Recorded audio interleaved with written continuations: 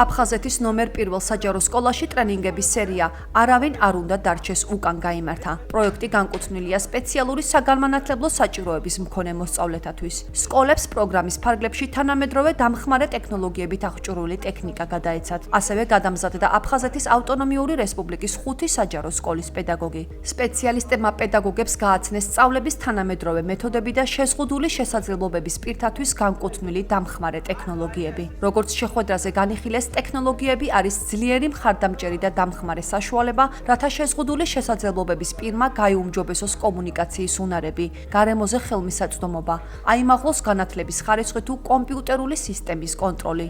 აფხაზეთის პირველი საჯარო სკოლის ბაზაზე დაიწყო საგანმანათლებლო ტრენინგების განხორციელება, რომელიც ემსახურება ზოგადად ინკლუზიური განათლების ხელშეწყობას.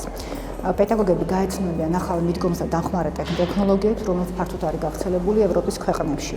მთავარ სამიზნეს ამ შემთხვევაში წარმოადგენს მოსწავლე, რომელსაც აქვს ჩამორჩენა როგორც აკადემიურ და სოციალურ უნარებში. ასევე მნიშვნელოვანია აღნიშნული სპეციალური საგანმანათლებლო საჭიროების მქონე მოსწავლეებისათვის მათი ინკლუზიის და განათლების ხარისხის გასაუმჯობესებლად.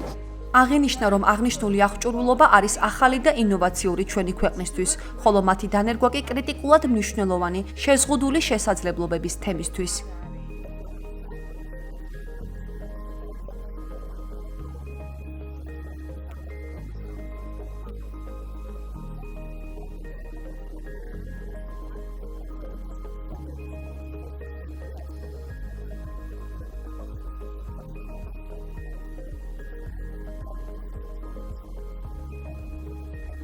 სწავლების დამხმარე ტექნოლოგიებთან ერთად ჩვენ გვაქვს სწავლების დამხმარე ტექნიკები, თამაშებზე დაფუძნებული. მეთი ვასწავლით ბავშვებს სასწავლო უნარების განვითარებას, როგორც არის კონცენტრაცია, აუდიო მეხსიერება, ვიზუალური მეხსიერება, სოციალური უნარჩვევები. ეს პროგრამა აძლიერებს ბავშვების სწავლების უნარებს.